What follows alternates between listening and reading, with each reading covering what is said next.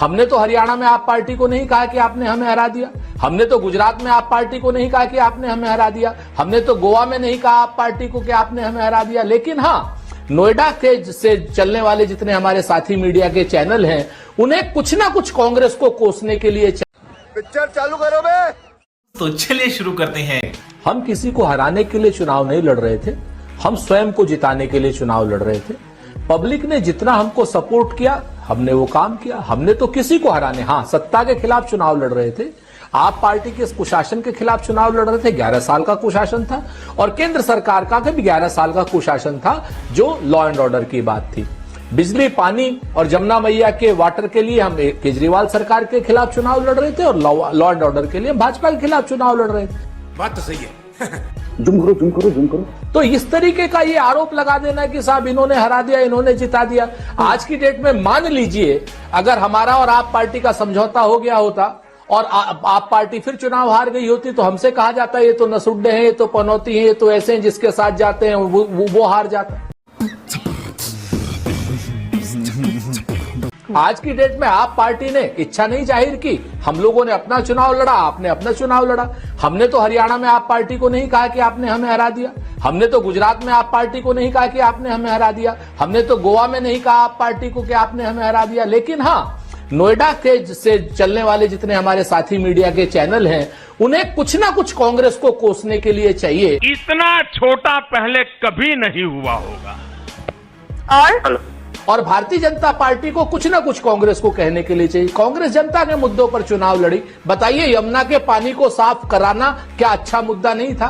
हवा को साफ करना अच्छा मुद्दा नहीं था? दिल्ली को रेप की कैपिटल बना दिया, महिलाओं के प्रति अनाचार, अत्याचार, दुराचार हो रहे हैं दिल्ली में, ये मुद्दा हमने अच्छा नहीं चुना। अगर आप ये कह रहे हैं सर, ठीक है ना, उमर अब्दुल्ला ने भी तो ट्वीट किया था ना कि आप और लड़िए, आप लोगों के अगर आप साथ होते तो हो सकता है कि ये सीटें 37 तक पहुंच जाती, बहुमत के आंकड़े तक आप पहुंच जाते।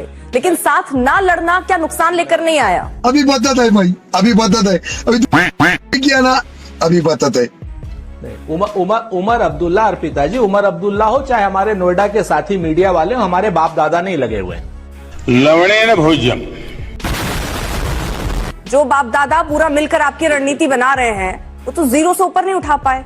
हाँ, कोई बात नहीं, ये फैसला हमारा अपना है अर्पिता जी, इसके लिए हम ठीक है। मतलब आप खुश है ना सर? देखिए, हर परिस्थिति में खुश होना जरूरी है। अगर आप शून्य पे खुश हैं तो इससे अच्छी क्या ही बात हो सकती है सर?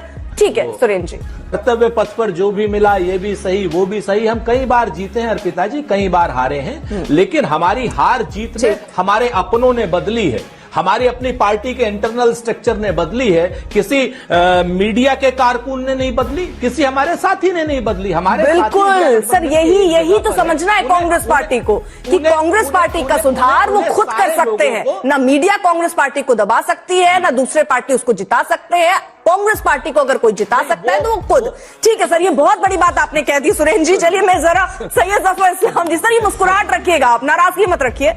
एक डरा हुआ पत्रकार मरा हुआ नागरिक पैदा करता है, इसलिए बोला कीजिए कि हमें डर नहीं लगता है। आप उस देश के नागरिक हैं जिसने नंगे पांव ब्रिटिश साम्राज्य को घुटने पर झुका दिया।